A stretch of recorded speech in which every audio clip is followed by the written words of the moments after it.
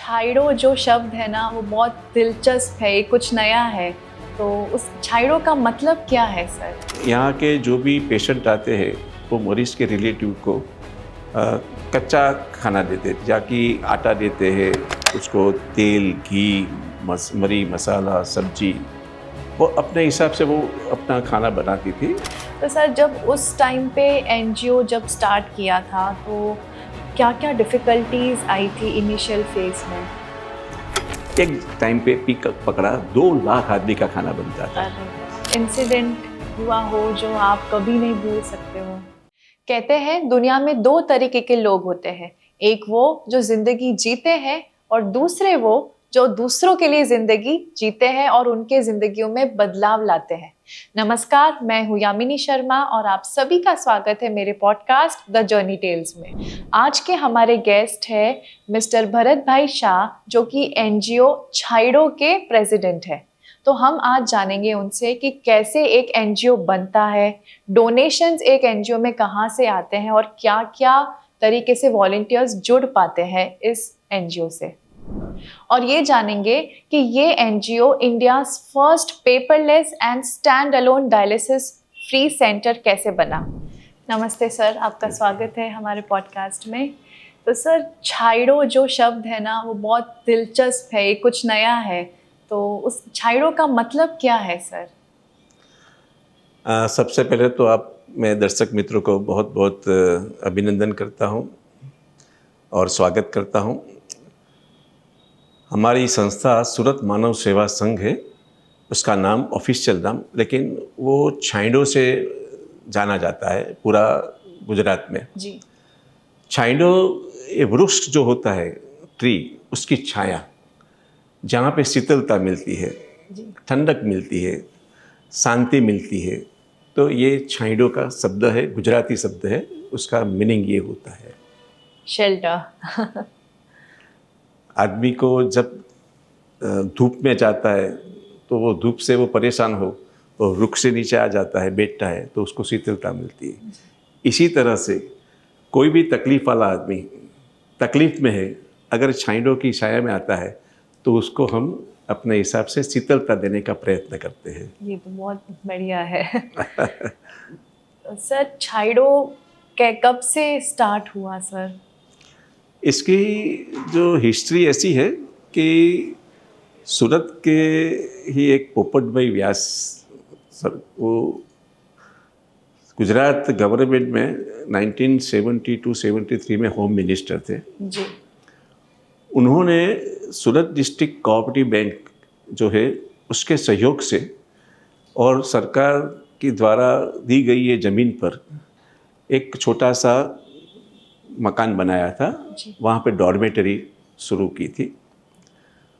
उसके बाद 1995 में मैं पोपट काका को मिला और पोपट काका ने मुझे ये जो संस्था है इसमें जुड़ने के लिए मुझे बताया और मैं 1995 से जुड़ा। अच्छा। हमारी भी एक कंपनी थी, बिल्डिंग कंस्ट्रक्शन की कंपनी, जिसमें भी हम चैरिटेबल काम करते थे और इसमें हमने यहाँ पे सिविल हॉस्पिटल में डॉक्टर आदि नारायण राव उसका पोलियो का कैंप रखा था। अच्छा। तो कैंप की एक्टिविटी से प्रभावित होकर पोपट काका ने मुझे बुलाया था। शुरुआत में हम यहाँ के जो भी पेशेंट आते हैं वो मरीज़ के रिलेटिव को कच्चा खाना देते थे, जाकि आटा देते हैं, उसको तेल, घी, मरी, मसाला, सब्जी, और अपने हिसाब से वो अपना खाना बनाती थी और खाना खा के यहाँ पे आराम करके वो चली जाती थी। लेकिन 1998 में हमारे साथ हमारे राजस्थान के 3 भाई थे जो बीकानेर में, राजस्थान में, वहाँ सिविल हॉस्पिटल में पक्का भोजन देते थे। बोला कि हम यहाँ पे पक्का भोजन की शुरुआत करें तो अच्छा रहेगा। तो इस हिसाब से 1998 में हमने सूरत मानव सेवा संघ की स्थापना की और उसमें हम 15 ट्रस्टी बने। हमारे पोपट भाई व्यास जो थे वो प्रमुख थे और सिर्फ पक्का खाने से शुरुआत किया था 1998 से। और उसके बाद धीरे धीरे करते वो प्रोग्रेस होता रहा और आज एक छोटा सा जो छोड़ था वो वटवृक्ष बन गया, बड़ा पेड़ बन चुका है। एकदम बड़ा पेड़ बन गया। जी। तो सर जब उस टाइम पे एनजीओ जब स्टार्ट किया था तो क्या क्या डिफ़िकल्टीज आई थी इनिशियल फेज में? ऐसे तो ज़मीन पोपट काका ने यहाँ से सरकार से मिली थी, 10,000 स्क्वायर फीट ज़मीन है वो 2 बिल्डिंग है।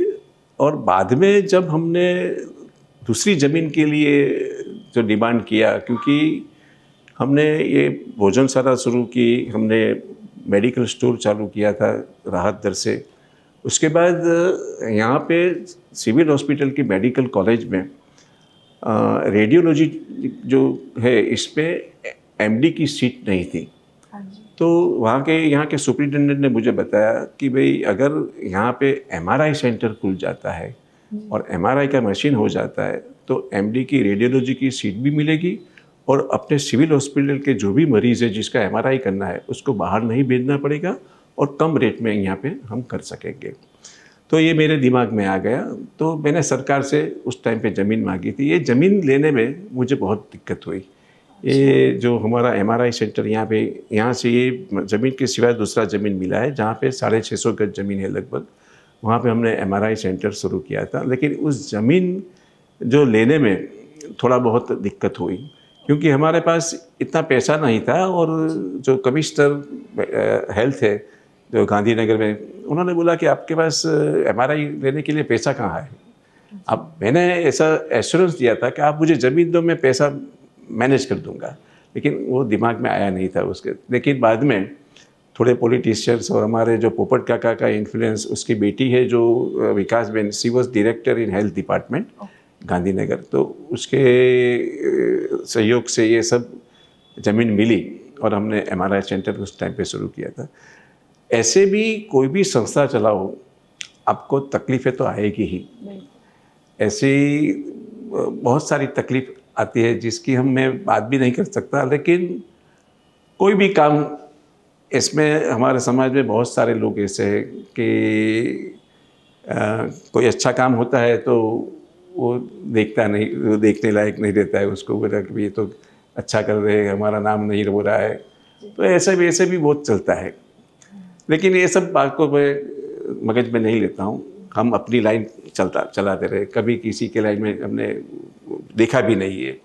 लेकिन तकलीफ़ें आती हैं, तकलीफ़ें करते हैं, लेकिन तकलीफ़ें निकल भी जाती है। और स्पेशली सर उस टाइम पे जब स्टार्ट हुआ था एनजीओ, तो उस टाइम इतना, आजकल तो क्या है कि सोशल मीडिया के थ्रू आप कुछ भी आप पोस्ट करते हैं तो लोगों को दिखता है कि हाँ ये एनजीओ इतना काम कर रहा है, इतने प्रोजेक्ट्स चल रहे हैं। पर उस टाइम ऑफ कोर्स ये एक चैलेंज होगा कि भाई लोगों को पता नहीं है कि भाई क्या है इस एनजीओ में, क्या काम हो रहा है क्या नहीं। तो उस टाइम पे भी ये डोनेशंस की ये मैं आपको बताऊं कि यहाँ का जो प्रोग्रेस हुआ और डेवलपमेंट हुआ और उसका नाम बन गया आज, इसके पीछे सोशल मीडिया का जवाबदारी कम है बहुत। बाउंड टू बाउंड पब्लिसिटी बहुत हुई। पब्लिक जो यहाँ पे खाना खाने आते हैं ना, तो बाहर के गांव के वनवासी क्षेत्र से आते हैं, तो बोलते हैं कि भाई सूरत में हम सिविल हॉस्पिटल में मरीज़ को दाखिल किया था, लेकिन वहाँ पे हमको 2 टाइम के खाने की सुविधा मिल जाती है, सुबह की चाय की सुविधा मिलती है, वहाँ पे बिस्किट मिलता है चाय नाश्ते के लिए। तो ये सब सुविधा हमको मिल जाती है। तो ये पब्लिक जो है वो माउथ टू माउथ पब्लिसिटी करता है। तो इसी तरह से दूसरा कि हम भी एक्टिव थे, हम भी चाहते थे कि सिविल हॉस्पिटल जो एक स्थल ऐसा है कि जहाँ पे गरीब से गरीब आदमी आता है। वो जो आदमी सोचता है कि मेरे पास पैसा ही नहीं है, मैं प्राइवेट में जा ही नहीं सकता हूँ, वो आदमी आखिर में सिविल में आ जाता है कि दूसरा कोई रास्ता नहीं है। तो they are the poorest people of the country, उसकी सेवा के लिए हमें क्या करना है यही सोच हम भी करते रहते थे। तो उनको लिए एमआरआई शुरू किया, उसके बाद हमने डायलिसिस शुरू किया, उसके बाद पैथोलॉजिकल लेबोरेटरी शुरू किया, और ऐसी सब एक्टिविटी गाइनेक वार्ड है, एनीमिक होती है लेडीज़, क्योंकि गरीब लेडी आती है यहाँ पे आफ्टर डिलीवरी, उसका ब्लड लॉस के हिसाब से एनीमिक हो जाती है, तो उसको हर रोज़ हलवा खिलाने का, प्योर काव के घी में बनाया हलवा अमृत बनता है, और हर बहन को करीब 125 से 150 ग्राम हलवा हम सर्व करते हैं हर रोज। तो ये क्या है कि इसके पीछे का हमारा सोच है कि भाई ऐसी लेडी जो है, जो एनीमिक है, गरीब है, वो घर पे खा नहीं सकती है, वो प्योर घी भी नहीं ले सकती है, तो उसको हम जितना दिन हॉस्पिटल में उतना दिन हम इसको हलवा खिलाए। वो घर जाती है तो हम उसको मसाला लाडू देते हैं, जो हमारे घर में हमारी बच्ची जो डिलीवरी के बाद बच्ची के लिए हम बनाते हैं, ऐसा ही मसाला लाडू हम बनाते हैं। और हर बहन को जब वो घर जाती है वापस, तो 1 किलो 400 ग्राम का पैकेट, 1.5 किलो तक होता है वो पैकेट, हमको उसको दिया जाता है। उसके साथ देखो, गरीब लोग आते हैं तो न्यू बॉर्न बेबी आती है, तो उसके यहाँ गंदे कपड़े होते, गंदे कपड़े से वो उसको धुलती है, करती है, तो बच्चे को इन्फेक्शन लगने का पूरा चांस हो जाता है।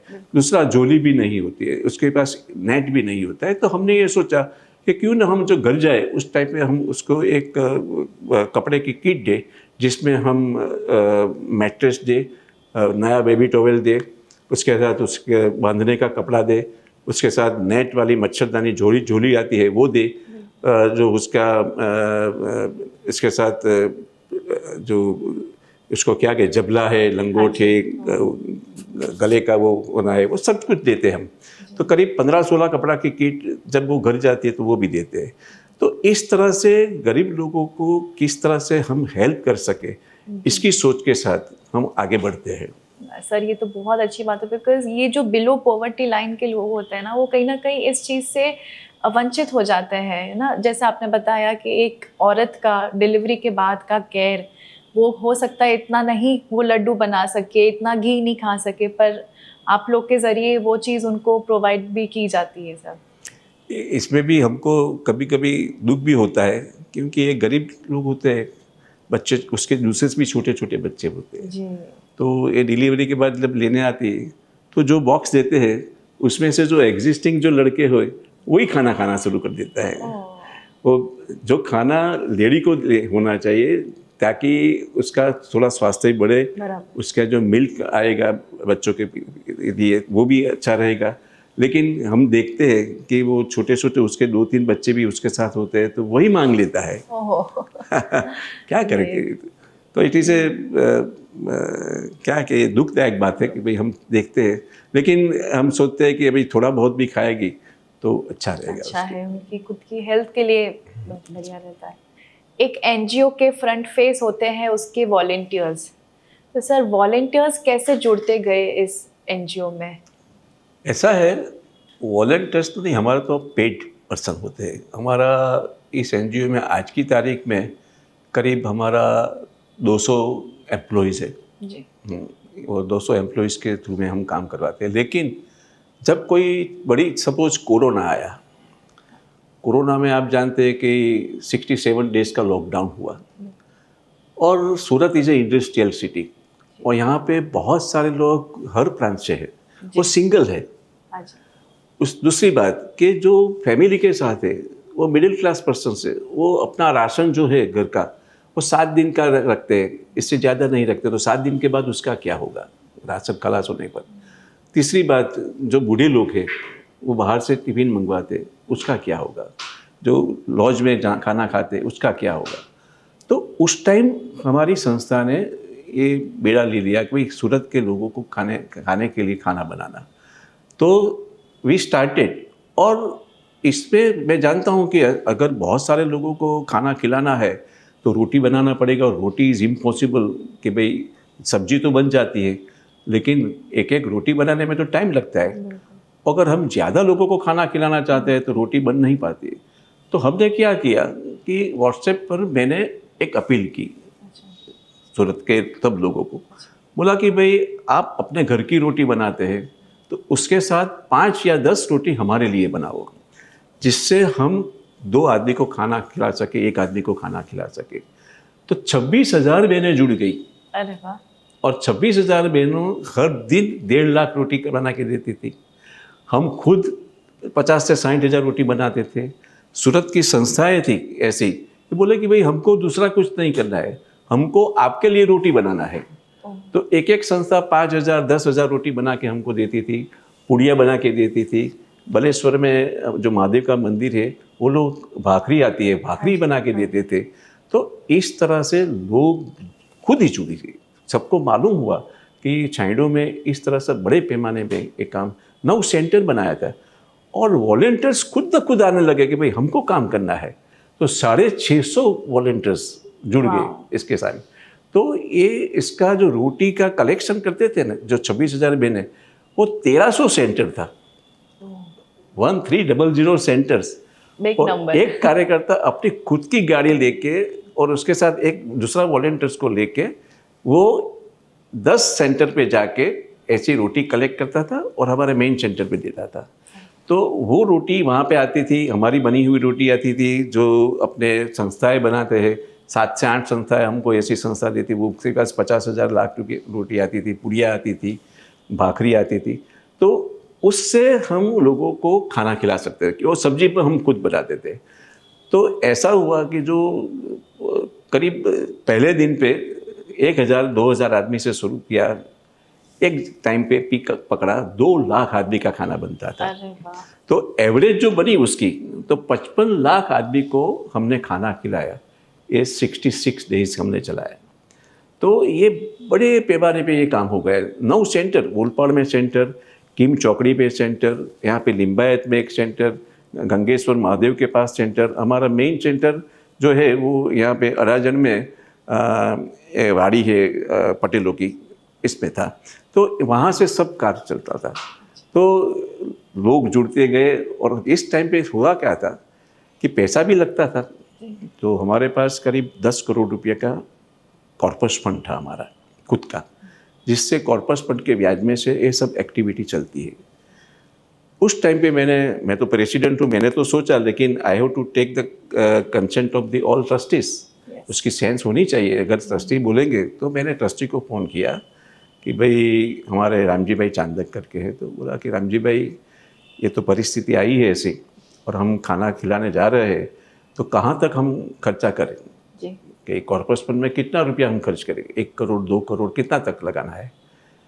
They said, her trustee said, अरे भरत भाई सब कुछ खर्च कर दो, अभी कोई ज़रूरत नहीं, ये टाइम पे पैसा बचाने की बात करने की ही नहीं है, हम बाद वापस घुटेंगे एकड़ा और पैसा इकट्ठा करेंगे, लेकिन इस टाइम लोगों को खाना खिलाना बहुत ज़रूरी है, पूरा 10 करोड़ खर्च कर दो, कोई प्रॉब्लम नहीं है। तो ये भावना थी। तो हमने तो ऐसा तो क्या है कि बहुत सारे लोग डोनेशन देने आने लगे, बहुत सारा डायरेक्ट हमारे अकाउंट में पैसा जमा होने लगा। और आपको बताऊं कि जो यहाँ के आजू बाजू के खेडूत लोग हैं, जो अपने खेतर में सब्जी बनाई थी, और सब्जी हुई थी, तैयार हुई थी, मजदूर नहीं थे, कोई नहीं था, कहाँ के पूरा बंद था। ये खेडूतों ने अपने परिवार के लोगों के साथ जुड़ के खुद मजदूरी काम करके ये अपनी सब्जी तोड़ के वो अपनी ट्रैक्टर में डाला, और ट्रैक्टर को चला के हमको सब्जी डोनेट करने के लिए आता है। 200 टन सब्जी डोनेशन में मिली थी हमको, 200 टन। तो ये चीज़ है कि भाई ये इस टाइम जो आता है, उस टाइम पे लोगों के दिमाग में भी आता है कि भाई हमें सेवा करनी है, जुड़ जाते हैं लोग। और इतना ऐसे भी लोग हैं, मैं आपको एक बात बताऊँ, एक सरस बात है कि हमारे यहाँ एक राजेंद्र गौतम करके एक कार्यकर्ता था, वो 2000 आदमी का खाना ले जाता था, और लिम्बायत गोड़ादरा के बीच में कोई सोसाइटी है, वो सोसाइटी वाले जो भी है सबको वो रोड पे उसका टेबल बनाते, पुलिस डिपार्टमेंट भी हमको हेल्प करती थी, ये सब लाइन वाइन कराने, डिस्टेंस लगाने का है, ये सब करने का, जो भी मास्क पहनना है, ये सब police department was helping us. तो ये टेबल लगा के वो खाना 2000 आदमी का खाना हर रोज ले जाता था, और वहाँ पे खाना खिलाता था। एक दिन वो हमारे यहाँ से वाड़ी में से निकला, खुद टेम्पो चला था, और ये सरदार ब्रिज पे उसका टेम्पो पलटी खा गया, वो भी गिर गया, खाना भी खलास हो गया, उसको 19 स्टिचेस आए, और ये सिविल हॉस्पिटल में एडमिट हो गया। हमको मालूम पड़ा ये सब वहाँ पे। तो दोपहर को 3 बजे के बाद उसको सेंस आ गई, तो मैंने उसको फ़ोन किया कि अभी 7-8 दिन अभी आराम करने का, कोई चिंता की बात नहीं, बाद में आप देख लें। हुआ क्या कि वो खाना तो सब खलास हो गया, वेस्ट हो गया, तो उसका 2000 आदमी का खाना वहाँ पे भेजना था, क्योंकि वो लोग तो भूखे थे। तो वहाँ पे दूसरी पार्टी के साथ हमने वहाँ पे भेजा। तो वहाँ पे वो लोगों ने क्या बोला कि हमको मालूम पड़ा है कि राजेंद्र भाई का एक्सीडेंट हो गया है, और उसके 19 स्टिचेस आई और हॉस्पिटलाइज हुए, आज सुबह का हम खाना नहीं खाएंगे। ओहो। तो ये बात राजेंद्र भाई को मालूम पड़ी कि वहाँ के लोगों ने मेरे ये होने से खाना नहीं खाया। तो राजेंद्र भाई हॉस्पिटल से सीधा दूसरे दिन 9 बजे मेरे सेंटर पर आके बोला कि आज भी मुझे खाना दो। अरे राजेंद्र भाई आप क्यों आ गए? मैं बोला नहीं नहीं, मुझे तो खाना दे के जाना ही आज। तो he started from the next day. तो ऐसे वॉलंटियर्स Belongingness, commitment क्या है कि कह लो। डेडिकेशन जो है ना, ये इन्वॉल्वमेंट, डेडिकेशन, ये एक काम करने की एक पूरी जोश, जी। ये सब जरूरी है। सर ऐसा कुछ इंसिडेंट हुआ हो जो आप कभी नहीं भूल सकते हो, हाँ है ना, शेयर करेंगे सर? ये इंसिडेंट्स तो बहुत अच्छा इंसिडेंट्स है। देखो ये संस्था डोनेशन पर चलती है, ये तो सबको मालूम है। जी। और डोनेशन में ज़्यादातर डोनेशन तो हम लोग अमीर लोगों के पास जाते हैं। जी। हम अमीरों के पास जाते हैं कि भाई आपके पास पैसा है, थोड़ा डोनेशन दो, और गरीबों के लिए काम करते हैं तो आपको देना चाहिए। लेकिन हमारी ये संस्था में अमीरों की तो अमीरी होती है, वो तो डोनेशन देते हैं, लेकिन गरीबों की भी अमीरी होती है। ऐसा एक इंसिडेंट ऐसा बना कि मुझे हिला दिया। मैं मेरी कैबिन में बैठा था हाँ जी। और सामने दरवाज़ा खुला था, तो दरवाज़ा पे एक लेडी, फटा हुआ कपड़ा, मैले कपड़े, बाल बेर बिखेर बिल्कुल, हाथ में एक काली थैली, उसके ऊपर गंदे दूचे और बिना चंपल, और ये जो मजदूर लोग पहनते हैं ऐसा ड्रेस पहन के खड़ी थी। तो मैंने सोचा कि सी वॉन्ट सम हेल्प, तो मैंने बहन जी बोलो क्या आपको क्या मदद चाहिए? तो वहाँ से खड़ी खड़ी वो बोलती है कि भाई साहब मुझे एक टाइम का खाना खिलाना है तो मुझे कितना रुपया देना पड़ेगा? अरे मेरे को बहन जी आइए अंदर। तो उस टाइम पे 1500 रुपये में हम खाना खिलाते हैं, यहाँ पे सामने हम देख के आए। मैंने बोला 1500 रुपये देते हैं तो आपकी तरफ से एक टाइम का खाना हो सकता है। उन्होंने जो काली थैली थी ना, उसके ऊपर गंदे दूसरे वो निकाले और काली थैली मेरे टेबल पे वो ऊंधी मार दी। इसमें 2 रुपया, 5 रुपया, रुपया, ये सब सिक्के, थोड़ी थोड़ी छोटी छोटी नोटें ढगला कर दिया। बोला साहब इसमें से गिन लो। मेरे मैनेजर ने गिना, 1500 रुपया निकाल कर 50-60 रुपये बाकी रहे उसकी थैली में डाल दिया, रसीद बना दी। बाद में मैंने पूछा कब खाना देने का है? और साहब कल ही दे दो। उस टाइम तक मेरी ट्यूबलाइट जलकी नहीं थी। बाद में मुझे लगा कि हम तो गरीबों के लिए काम करते हैं, ये खुद ही गरीब है, इसको ही पैसे की ज़रूरत है, why should she donate to us? तो मैंने बोला कि बहन जी आपको पैसे की खुद की ज़रूरत है, आप हमको डोनेशन मत दो, मैं रसीद कैंसिल कर देता हूँ, आप 1500 रुपया अपने लिए खर्च करो, आपको ज़रूरत है। बोला कि नहीं साहब, ये पैसा तो मुझे देना ही है। तो क्यों देना है आपको? नहीं नहीं, तो क्यों दे रहे थे? बोला कि भाई आज से 2 साल पहले मेरे घर वाला, उसको पति को घर वाला कहते हैं, मेरे घर वाले को एक हॉस्पिटल में दाखिल किया था, सिविल हॉस्पिटल में। उस टाइम 1 महीना तक मैंने आपकी भोजनशाला में खाना खाया था, और खाना खाते खाते एक दिन मुझे ऐसी सोच आई कि ये संस्था गरीबों का कितना अच्छा काम करता है, तो मुझे भी मेरी तरफ से एक दिन का खाना खिलाना है।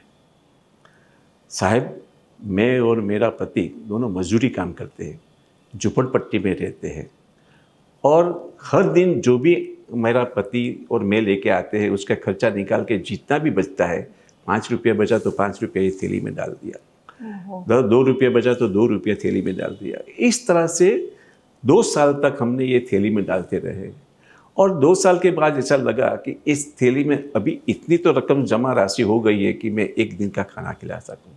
तो ये थैली जो है वो आज मैं यहाँ लेके आई हूँ और मेरी तरफ से खाना खिला रही हूँ। देखो ये कितनी बड़ी बात। मैं खड़ा होके उसको नमन किया मैंने कि मेरे पास करोड़ों का भी डोनेशन आता है। अमीर लोग कभी कभी जब बड़ा प्रोजेक्ट है तो करोड़ों का डोनेशन मिलता है, लेकिन ऐसा डोनेशन मैंने कभी नहीं देखा है। ये आपका डोनेशन सबसे ऊपर है, क्योंकि जिसको खुद की ज़रूरत है, मैं भी डोनेट करता हूँ, तो मेरा डोनेशन क्या है कि मेरे पास करोड़ रुपया है तो मैं 1 लाख रुपया डोनेट करता हूँ कि चलो भाई 1 लाख रुपया, 5 लाख करता हूँ, 10 लाख करता हूँ, लेकिन 90 लाख तो अपने पास खुद रखता हूँ अपनी सेफ्टी के लिए। लेकिन उसके पास तो कुछ है ही नहीं, वो खुद को पैसे की ज़रूरत है, फिर भी समर्पित भाव से उन्होंने ये दे दिया। तो मैंने उसका बोला कि डोनेशन में ये जो आटा आता है ना, आटा में थोड़ा नमक डालते हैं तो आटे का टेस्ट हो जाता है, ऐसा डोनेशन है आपका, आटे में नमक का काम किया है आपने। और उसी दिन मैंने सोचा था कि मेरी कितनी भी तकलीफें आए, जितनी भी तकलीफें आएगी मैं फेस करूँगा, लेकिन ये सेवा का कार्य मैं बंद नहीं करूँगा। जब ये लेडी मेरे पास आई तब, तो ये डोनेशन में मैंने गरीबों की अमीरी भी देखी है, अमीरों की अमीरी भी देखी है, और अमीरों की गरीबी भी देखी है। अमीरों की अमीरी में बात करूँ अभी की, आज से सिर्फ एक हमारा दिव्य ज्योति ट्रस्ट है, आई एम प्रेसिडेंट है, और ये it is fully supported by छाइडो, मांडवी में आँख की हॉस्पिटल है। तो 60 करोड़ का प्रोजेक्ट था, और एक आदमी ने, NRI है, उसने 5 करोड़ रुपये पहले से ही डिक्लेयर किया था, भिखू भाई पटेल, जो बारडोली की उका तरसरिया यूनिवर्सिटी के स्थापक सभ्य है।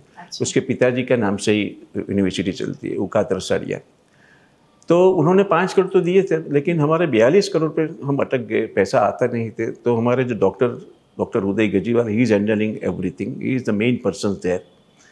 तो भिखू भाई को मीटिंग में बुलाया, और डॉक्टर ने मुझे बताया कि भाई भरत काका, भिखू भाई आ रहे हैं, आपको भिखू भाई से रिक्वेस्ट करनी है कि 5 करोड़ की 11 करोड़ कर दो, हमारा काम थोड़ा अच्छा हो जाएगा। तो हमको तो रिक्वेस्ट करने में कोई दिक्कत ही नहीं थी। मैं मीटिंग में गया, भिखू भाई को मैंने बताया कि भिखू भाई आपने 5 करोड़ तो दिए, we are very much thankful, लेकिन अभी 18 से 20 करोड़ रुपये की अभी शॉर्टफॉल है, अब 5 करोड़ के 11 करोड़ कर दो। एक 15 सेकंड उन्होंने आंख बंद करके ऐसा क्या बोला, मैं आपको दूसरा 20 करोड़ भेजता हूँ। 20 करोड़ भेज दिया, और पूरा प्रोजेक्ट कंप्लीट करो। तो ऐसे अमीरों की अमीरी है। ऐसे लोग भी हैं समाज में कि जो दिल से पैसा देते हैं, छूट से पैसा देता है समाज के लिए। तो ये दोनों प्रकार की चीज़ है। तो ये सब चीज़ें जो होती है, हमारे दिमाग पे उसकी असर होती है। ऐसे लोगों को हम सलाम करते हैं, तो ऐसी चीज़ भूल नहीं पाते हम कभी भी, कि भाई ये जो गरीब लेडी की बात है। एक लड़का था, मैं ऐसे तो हमारे डायलिसिस सेंटर चलता था, पहले तो पैसा लेते थे, क्योंकि गवर्नमेंट का PMJY में नहीं था, तो उसका कॉस्टिंग 1000 रुपया आता था। तो होता क्या है कि जो स्कूलों में, I am president of so many schools and colleges, तो हमारे एक स्कूल के प्रिंसिपल का डायलिसिस चलता था। तो उन्होंने अपने स्कूल में बोला कि भाई हमको डायलिसिस सेंटर में डोनेशन चंदा देना है, आप अपने घर से जितना भी पैसा ला सकते, 2 रुपया, 5 रुपया, 10 रुपया, जितना देना है लाना है, और इकट्ठा करके हमें सूरत मानव सेवा संघ छाइडो को डायलिसिस के लिए देना है। तो एक लड़का था, 9th स्टैंडर्ड में पढ़ता था, तो उन्होंने प्रिंसिपल को 200 रुपया दिया। तो इसकी माँ गुजर गई थी, और जो पिताजी थे वो फैक्ट्री में 3000 के 4000 की नौकरी करने वाला था, और चाली में रहता था। चाली होती है ना, एक रूम की चाली होती है, सब तो चाली में रहता था। तो प्रिंसिपल ने उसको पूछा कि भाई तू तो ला नहीं सकता है, तेरा पिताजी तो 4000 5000 की नौकरी करता है, तेरा घर कैसे चलता है, तू चाली में रहता है, क्यों ने 200 रुपया क्यों जमा करवाया? बोला कि मैंने काम किया, और काम करके दिया तो मेरे पास लाए। मैंने बोला कि भाई देखो तुम कहाँ से पैसे लाए? बोला कि मेरा पिताजी तो पैसा नहीं दे सकता, तो मेरे मामा को मैंने बताया कि मुझे किसी भी जगह पे काम दे दो। तो मेरे मामा ने एक होटल में मुझे काम दिलवाया। मैं इस होटल में 2 घंटा हर रोज़ जाता था, उसको साफ़ सफाई करता था। 7 दिन तक साफ़ सफाई की, और होटल मालिक के मुझे इसके सामने 200 रुपया दिया, जो 200 रुपया मैंने दिए थे। कि क्यों दिया, ऐसा क्यों किया तुमने? तो फिर बोलता है कि मैं छाइडो से परिचित हूँ। तो मेरी माँ जब सिविल में गुजर गई थी, तब मैं छाइडो की भोजनशाला में खाना खाता था। मेरी माँ का प्रिस्क्रिप्शन लिखा जाता था। कभी कभी मेरे पास जेब में पैसा नहीं थे, तो छाइडो की दवा की दुकान पे जाता था, तो दवा दे देते थे मुझे। बोलते थे कि पैसा जब भी हो जाए तब दे जाना। तो ये मैं कैसे भूल सकता हूँ? मेरी माँ नहीं रही, लेकिन यही छाइडो के लिए जब मेरे प्रिंसिपल ने एक अपील की है कि छाइडो के डायलिसिस के लिए पैसा इकट्ठा करना है, तो मेरी फ़र्ज थी, और मैंने ये फ़र्ज निभाई है। मेरे पास पैसा नहीं था, मैंने 7 दिन काम किया और 200 रुपया कमा के ये दिया है। तो ये क्या है, बहुत खुशी होती है। तो इस तरह से जो इंसिडेंट्स बनते हैं, बहुत सारे इंसिडेंट्स रहते हैं, तो इसकी तो लंबी जाते हैं, आपका पूरा 1 घंटा इस ऐसे इंसिडेंट्स पे चला जाएगा। लेकिन इस तरह से ऐसी जो चीज़ होती है उससे अच्छा लगता है हमको। क्योंकि लोग भी देखते हैं ना सर कि ये संस्था उनके लिए कितना काम कर रही है, उनको जब ज़रूरत थी तो ये संस्था उनके लिए खड़ी रही है, तो फिर एक वो बिलोंगिंगनेस, अपनापन आ ही जाता है सर। सही बात है। और सर ऐसा देखा गया है कि एक रिसर्च बताती है कि 10 में से 7 लोग जो मोस्टली बिलो पॉवर्टी लाइन के हैं, वो 6 महीने से ज़्यादा जी नहीं पाते हैं जब उनका किडनी फेल हो जाता है या बराबर डायलिसिस उनका नहीं होता है तो। पर आपने तो पूरा डायलिसिस फ्री ही कर दिया है और अब आपका एनजीओ जो है वो India's first paperless and stand alone dialysis centre बन चुका है। तो सर ये इसको पूरा ट्रीटमेंट को फ्री आप लोग कैसे करते हैं? बिकॉज इसमें इक्विपमेंट्स, मेडिसिन, इतना कुछ मैंने आता बताया ना है। कि ये जो भी चीज़ होती है ये डिपेंड्स ऑन द डोनेशंस, कि भाई ये डोनेशन मिलता है तभी हो सकता है। ये डोनेशन बेस्ड संस्था है, पूरा हमारा पैसा तो लेते नहीं। करीब आज पहले 350 रुपये लेते थे, तो 350 लेते थे तो उस टाइम पे डायलिसिस का खर्चा 1000 आता था, तो 650 रुपये का जो शॉर्टफॉल पड़ता था उसके लिए हमने लोगों को अपील किया था। और इस टाइम पे हमको सेंट्रल गवर्नमेंट ने 35 AC का एक सर्टिफिकेट दिया था, जो भी चंदा देता है उसको 100% डिडक्शन मिल जाता है। अच्छा। उसका डिडक्शन। तो ऐसे क्या है कि इसे जो डोनर्स अट्रैक्ट होता है, तो उस टाइम पे हमारा करीब 10 करोड़ का हमने ये जो 35 AC के हिसाब से हमने कॉर्पस फंड बनाया था। और मैंने वही बताया कि जो कोरोना आया था वही कॉर्पस फंड था। तो मैंने बोला उस टाइम पे PMJY आ गया था और सरकार जो माँ कार्ड वाले पेशेंट है उसका पैसा सरकार देती है, और बाकी के माँ कार्ड के सिवाय का जो भी पेशेंट है उसका पैसा सरकार नहीं देती, वो हम करते हैं। तो ये फ्री हो गया अभी टोटल। लेकिन फ्री में क्या है कि PMJY के जो कार्ड होल्डर है उसको तो फ्री होता ही क्योंकि सरकार पैसा देती है, लेकिन जिसके पास PMJY कार्ड नहीं है और उसको भी ये तकलीफ है तो हमारे सेंटर में आता है, उसका वही क्वालिटी, वही चीज़, उसको नाश्ता भी वही देने का, सब कुछ ये जो PMJY कार्ड को हम करते हैं इसी हिसाब से होता है। सिर्फ PMJY कार्ड में पेशेंट है उसको 300 रुपये का कन्वेंस मिलता है। जो PMJY कार्ड नहीं उसको कन्वेंस नहीं देते, लेकिन हमारी एम्बुलेंस सेवा हम उसको देते हैं। तो इस तरह से पूरा डोनेशन का आधारित है। अभी तो उसका गवर्नमेंट के हिसाब से क्या है कि पैसा मिलता है, तो जो PMJY कार्ड नहीं है उसका जो हम फ्री करते हैं उसकी लॉस आती है, और हम क्वालिटी डायलिसिस करते हैं। हमारा डायलाइज़र होता है जो डायलिसिस करता है, वो एक टाइम बार यूज़ करके थ्रो कर देते हैं। उसका ब्लड ट्यूब, डायलाइज़र एक ही टाइम यूज़ करने का, सबको नाश्ता देने का, चाय देने का, ये सब कुछ होता है। तो इसी हिसाब से हमारे पैसा जो लगता है, तो पैसा जो आता है 2300 रुपया फॉर डायलिसिस, उसमें से 300 रुपये कन्वेंस में देते हैं, 2000 रुपया हमको मिलता है। 2000 के सामने करीब 2000 से ऊपर 100-100-125 रुपये का खर्चा ज़्यादा आता है। तो वो, और जो फ्री में करते हैं जिसके पास कार्ड नहीं है उसका लॉस हमको बेयर करना पड़ता है। वो लॉस हमारा जो डोनर्स है वो ले जाते हैं, उसका कोई प्रॉब्लम नहीं। ये संस्था की सबसे बड़ी बात ये है आज की लोगों को खुद जानकारी मिल के वो खुद आते हैं पैसा देने के लिए। तो पैसा donation is not the problem for this trust. लोग खुद आते हैं, चंदा जमा करवाते हैं और उसको संतोष होता है कि मैंने चाइल्डों में पैसा दिया, मेरा पैसा 100% गरीबों के लिए यूज होगा। और सर फिर ये चीज़ में वो रेट में भी, ग्राफ में भी इंक्रीज हुआ होगा ना, कि भाई पहले थे जो लोग नहीं कर पाते थे, नहीं करवाते, पैसा का सोच के नहीं करवा पाते थे डायलिसिस, पर अब वो भी एक रेट में इंक्रीज हुआ होगा कि भाई अब सब। ये तो आज देखो गवर्नमेंट, जो गुजरात गवर्नमेंट और सेंट्रल गवर्नमेंट आज हेल्थ सेक्टर्स में जो काम किया है सरकार ने, बहुत बड़ा काम किया है। क्योंकि उस टाइम पे एक ज़माना ऐसा था जो गरीब लोग थे, वो मैं आपने बताया ना, पैसा नहीं था, ट्रीटमेंट दे ही नहीं पाते थे, तो मर जाते थे।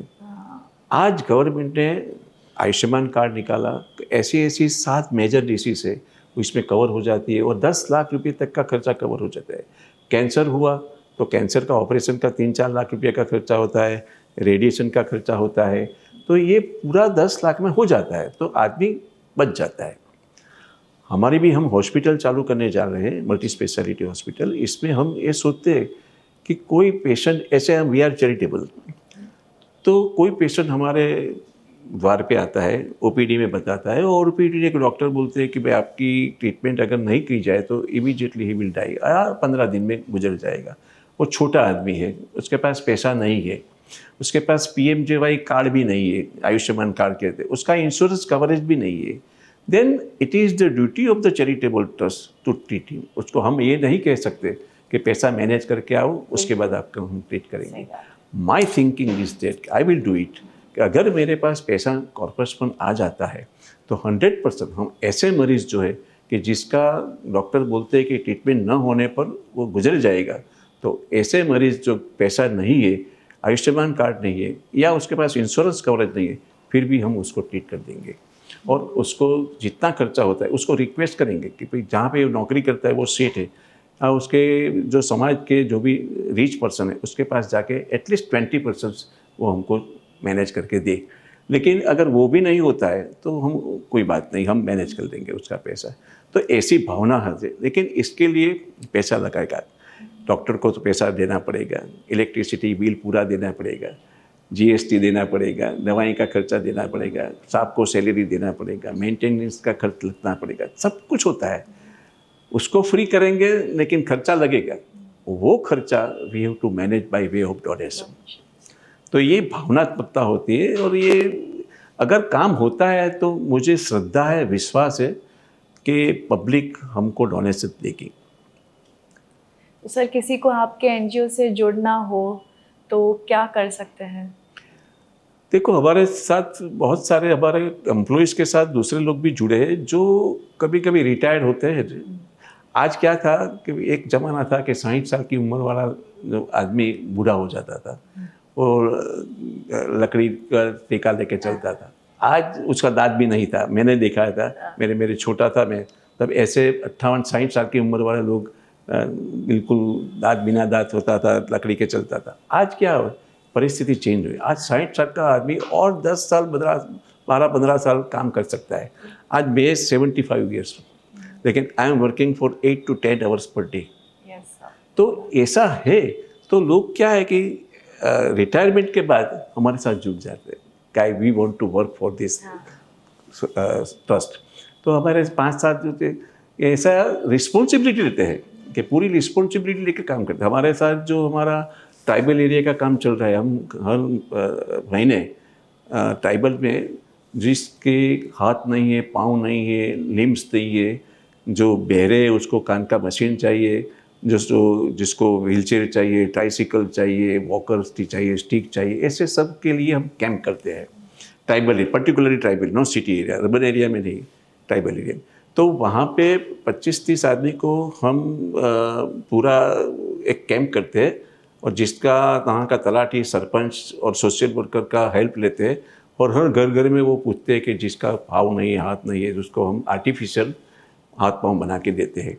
तो उसका मेज़रमेंट होता है, मेज़रमेंट के बाद उसको हम बनाते हैं, और बना के बाद उसको डिस्ट्रीब्यूट करते हैं। तो ये पूरी काम की जिम्मेदारी हमारे जो बिना एक भी पैसा लेता नहीं है, ऐसे जो हमारे यहाँ पे वॉलंटियर्स आते हैं, वो पूरी जिम्मेदारी दे, कैंप ऑर्गेनाइज करने का, वहाँ पे जाने का, तलाटी को मिलने का, सरपंच को मिलने का, वहाँ कैंप का स्थल नक्की करने का, जो आएगा उसके खाने की व्यवस्था करने का, और इसके लिए कोई समाज के जो वहाँ के जो भी लोग हैं उसके साथ जुड़ के उसको बताना। तो ये सब सारी, और डोनर जो है, क्योंकि ये इसके भी डोनर होते हैं हमारे। मैं आपको बताऊं कि जो ट्राइबल एरिया में ये विकलांग का, इसका नाम है निर्भर को बनाइए स्वनिर्भर। अच्छा। जो इंडिपेंडेंट बनाने की बात है, जो डिपेंडेंट टू इंडिपेंडेंट। तो इसके लिए भी 5 लाख रुपए का एक कैंप का खर्चा होता है। आज की तारीख में जितने भी कैंप, कुछ मेरे ख्याल से 42-45 कैंप हो गए, हमने 1200 गाँव तो कवर कर दिया है अभी तक, और करीब 2600 ऐसे बेनिफिशियरीज थे, उसको हमने इस तरह से हाथ, पाँव, लीम, ट्राइसिकल, व्हीलचेयर, काम का मशीन, ये सब चीज़ें दिया है। तो इसके जितने भी खर्चा हुए आज तक भी हमको ये स्पॉन्सर मिल जाते हैं। अभी जो 2 कैंप होने वाला है इसके भी स्पॉन्सर फिक्स हो गए हैं। तो ये बड़ी बात है कि लोग हमारे साथ जुड़े हैं, ऐसे खर्च के लिए पैसा देते हैं और इस पैसे से इनसे गरीब तकलीफ वाले आदमी का काम होता है। और इसमें आपने जो बताया जैसे वॉलंटियर्स है वो खुद जुड़ जाते हैं, उसको भी आनंद होता है। हाँ, उनको भी। और वॉलंटियर्स को मोटिवेट करने के लिए आप क्या करते हैं? कुछ ऐसे कैंप्स, कुछ ऐसे गेट देखो, टुगेदर्स? वॉलंटियर्स को मोटिवेट करने की ज़रूरत ही नहीं रहती है। मैं ये मानता हूँ हर आदमी में कुछ न कुछ एक अच्छी चीज़ होती है, अच्छाई होती है।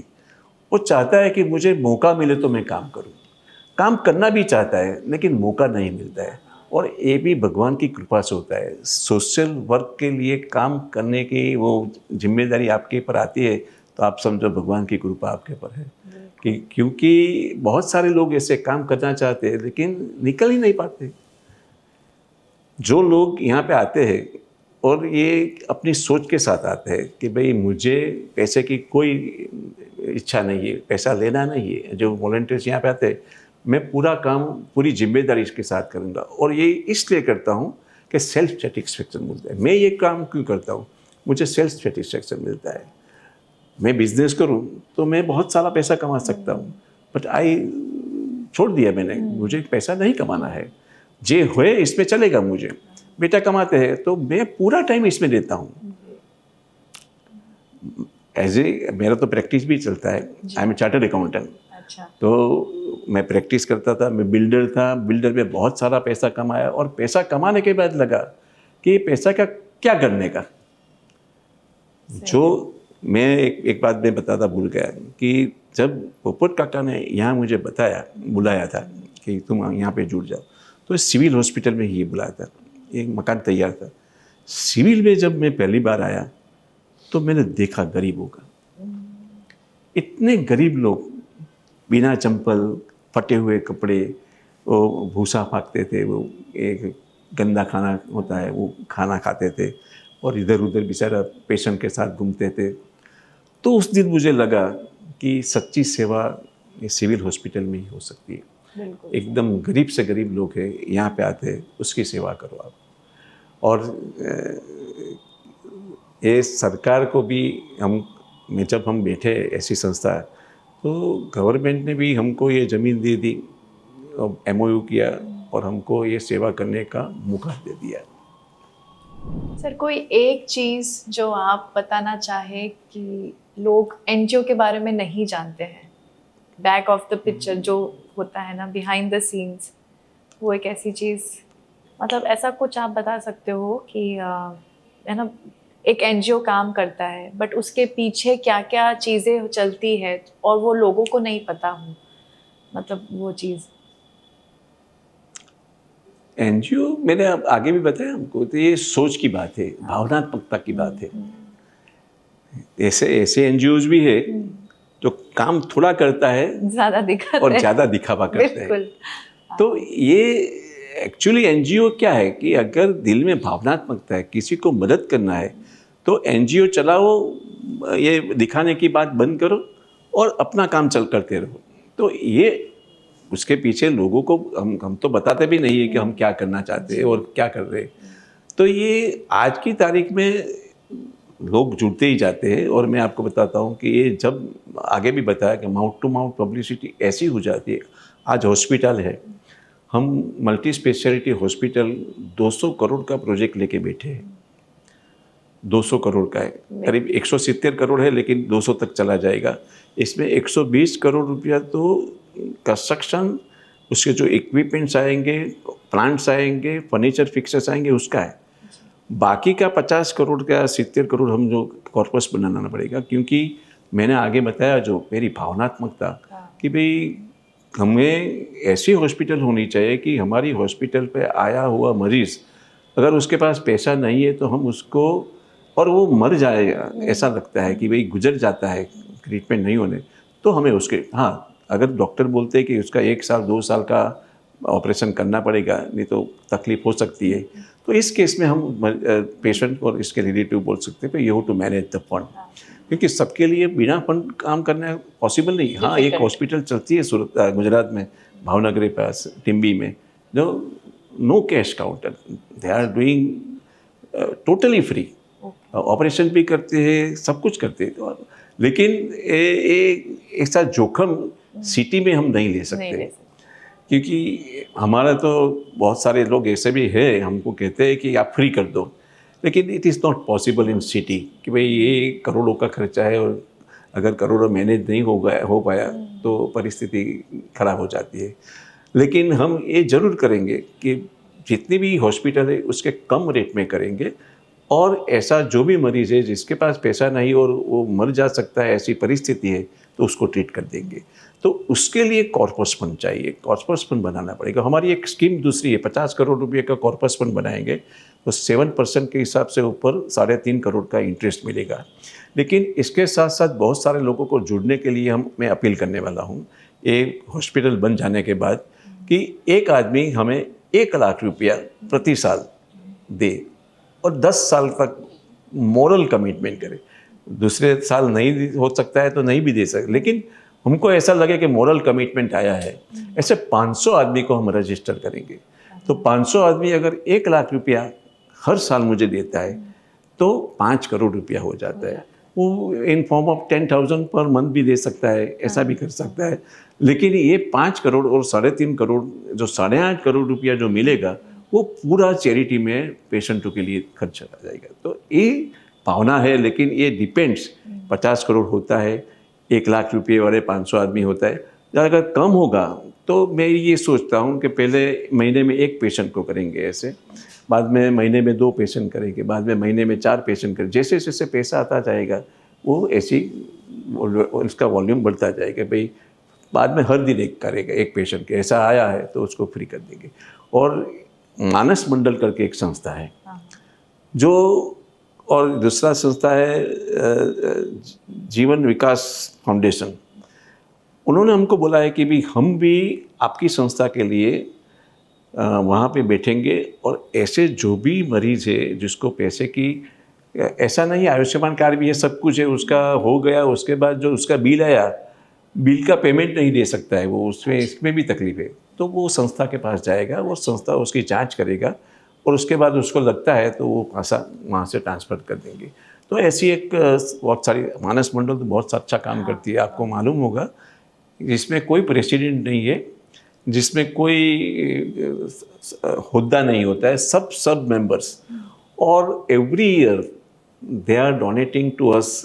लास्ट ईयर 1 करोड़ रुपया उन्होंने दिया। एक ही दिन 31 दिसंबर को महेश्वरी जो समाज की वाड़ी है हॉल, वहाँ पे सालासर हनुमान की भक्ति होती है, और सुबह 9 बजे से रात को 12 बजे तक वो वहाँ पे सुंदरकांड का पाठ होता है, और वहाँ पे एक बोर्ड लगता है कि आज यहाँ पे जो भी होगा उसका पूरा खर्चा हमारे सब मेंबर्स मानस मंडल के करेंगे, लेकिन जो भी चंदा आएगा वो चंदा सूरत मानव सेवा संघ छाइडो को दिया जाएगा।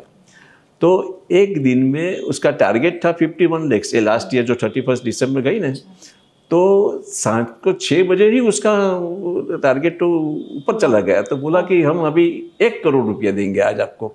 तो एक ही दिन में रात को 10 बजे उनको बुलाते हैं और पैसा दे देते हैं।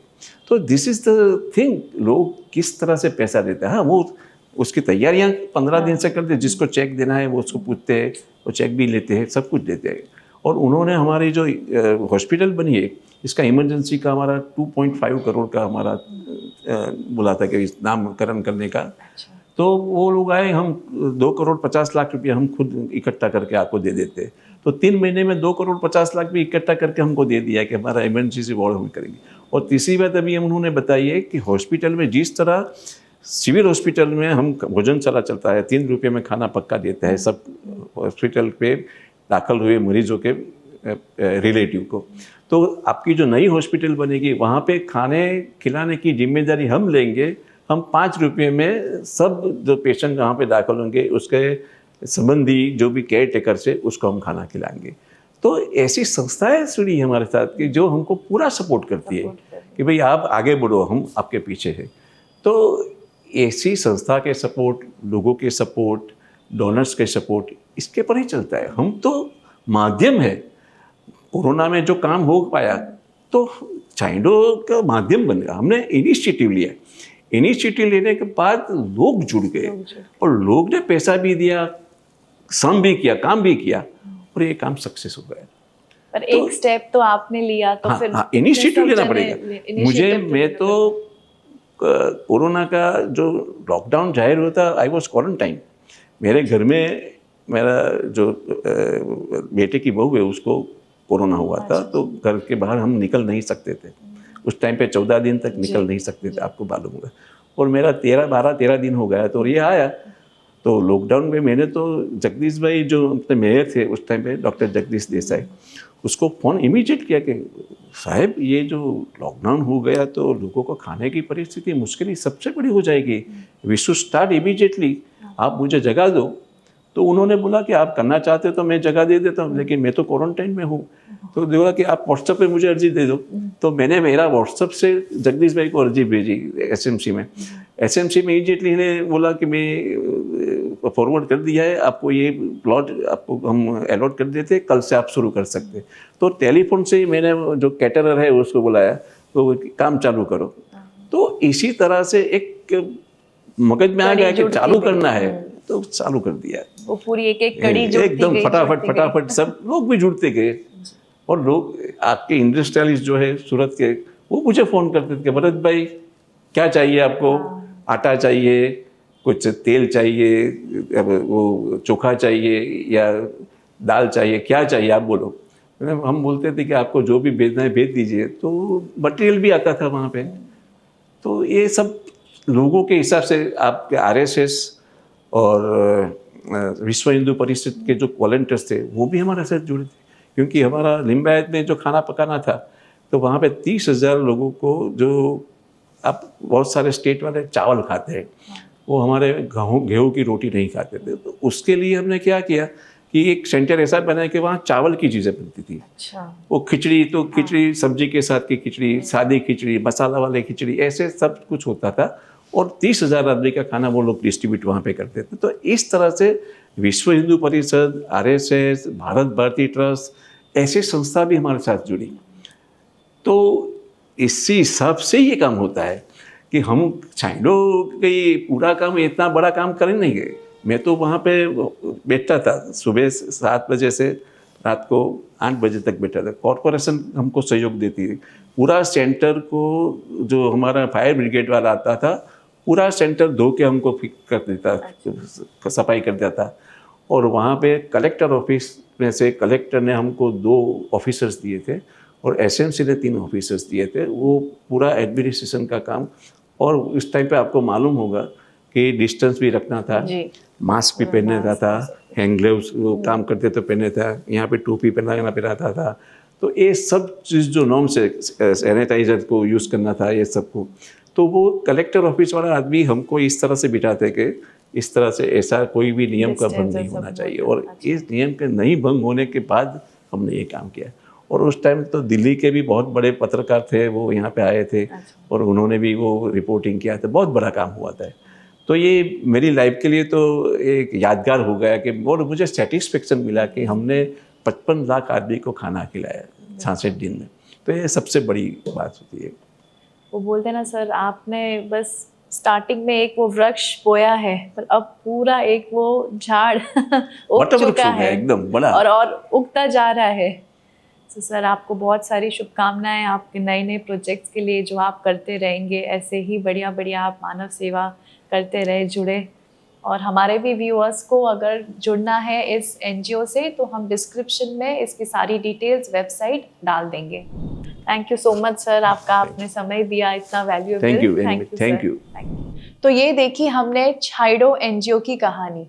तो ऐसे ही अगर आपको ये एपिसोड अच्छा लगा हो, अगर इस एपिसोड ने आपके दिल को छुआ है, तो ज़रूर से एक शेयर करिएगा। This is Yamini Sharma signing off. मिलते हैं अगले एपिसोड में। Till then, like, share and subscribe to the channel.